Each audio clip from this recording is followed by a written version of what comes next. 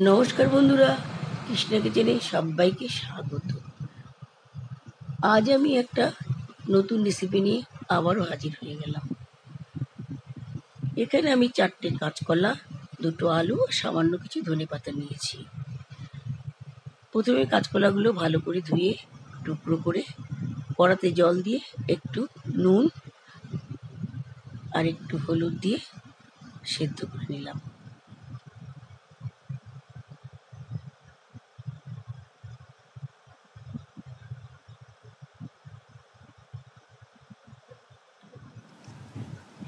এবার আমি ভালো করে কাঁচকলাটাকে ছুলে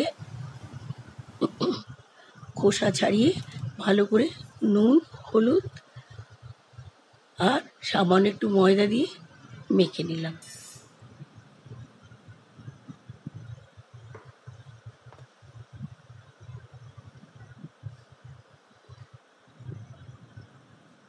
যদি আপনাদের এই ভিডিওটা ভালো লাগে অবশ্যই একটা লাইক, শেয়ার এবং কমেন্ট করবেন। আর যদি আমার চ্যানেলে নতুন বন্ধু হন তাহলে অবশ্যই দয়া করে একটা সাবস্ক্রাইব করবেন। এবার কড়াতে আমি তেল দিয়ে দিলাম আর কিছু সবজি আমি কেটে রেখেছিলাম, আলু, ধনেপাতা, আর এখানে আমি দেব 1 ইঞ্চি, এটা আমার ঝটপট হলো। কড়ার তেল আমার গরম হয়ে গেছে, আমি কোপ্তাগুলোকে ছেড়ে দিলাম। কোপ্তাগুলো একটা একটা করে কোপ্তা আমি ছেড়ে দিলাম।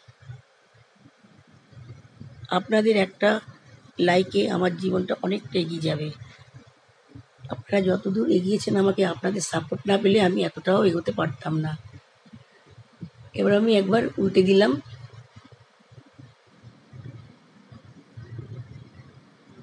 দেখুন বন্ধুরা, আমার মোটামুটি ভাজা হয়েই এসছে। এবার আমি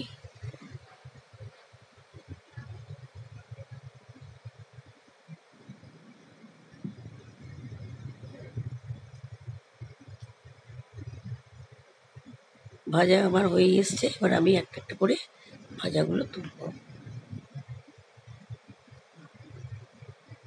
মোটামুটি আমার কোপ্তাগুলো সবই ভাজা হয়ে গেছে, কিছুটা বাকি ছিল আমি করে নিলাম, সেটা আপনাদের দেখাতে পারলাম না।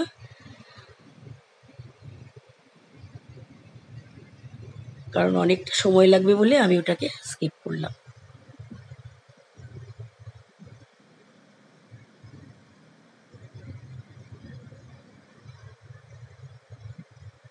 এবার আমি যেই মশলাগুলো দেবো ঠিক করেছি সেগুলো আমি আদা, পোস্ত, চারমগজ আর কাঁচা লঙ্কা দিয়ে আমি মিক্সিতে পেস্ট করে একটা মশলা বানিয়ে নিলাম। এবার কড়াতে আমি দিলাম তেজপাতা, দিলাম সাদা জিরে আর দিলাম 3টে গোটা এলাচ আর 2টো দারচিনি।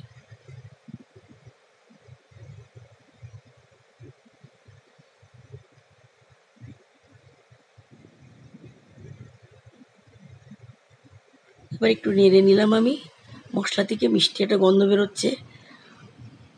এবার দিলাম টমেটো, আলু,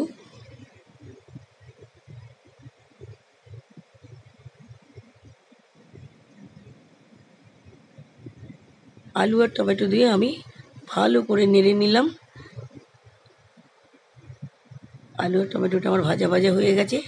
এবার মিক্সিতে যে আমি মশলাটা করে রেখেছিলাম পোস্ত দিয়ে, সেই মশলাটা আমি দিয়ে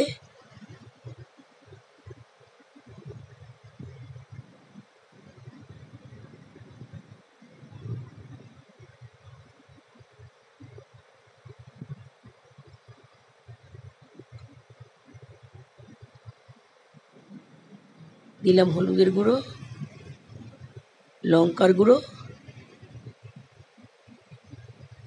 নুন আর মিষ্টি পরিমাণ মতো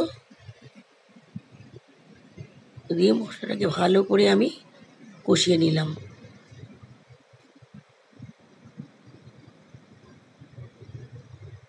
নুন চিনিটা আপনারা অবশ্যই আপনারা যে যেমন খাবেন ঝালটাও তাই আপনারা তেমনই দেবেন। আমি ঝাল কম খাই, একটু কমই কাঁচা লঙ্কা দিয়েছি। এখানে কোনো শুকনো লঙ্কার আমি কোনো কিছু দিইনি। এবার মিক্সিং জারটা ধুয়ে জলটা আমি দিয়ে দিলাম।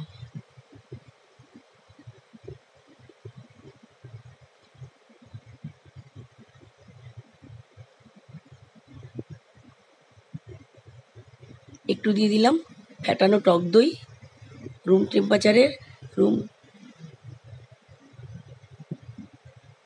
দিয়ে দিলাম গরম মশলা দিয়ে আবারও নাড়াচাড়া করলাম। আলুটা মোটামুটি আমার সেদ্ধ হয়ে গেছে। এবার আমি কোপ্তাগুলো একে একে দিয়ে দিলাম।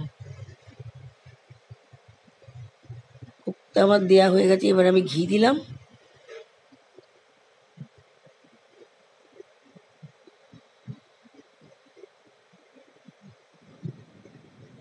দিয়ে দিলাম এক মুঠো ধনেপাতা ছড়িয়ে দিলাম। এবার আমি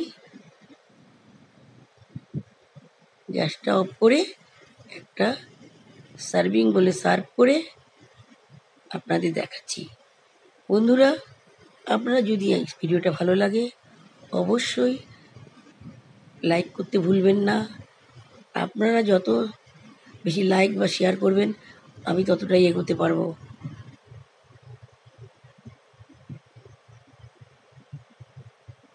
আমি একটু ঝোল ঝোল রেখেছি, কেননা কোপ্তাতে ঝোলটা টেনে নেয়। খেতে একবার বানিয়ে অবশ্যই আপনারা বাড়িতে খাবেন, দেখবেন এটা খেলে একবার খেলে আপনি ভুলতে পারবেন না, জিভে লেগেই থাকবে স্বাদটা। ভিডিওটা সম্পূর্ণ দেখার জন্য আপনাদের অনেক অনেক ধন্যবাদ। আশা করি সবাই ভালো আছেন, ভালো থাকবেন। আবারও নতুন ভিডিও নিয়ে আপনাদের সামনে আমি হাজির হই।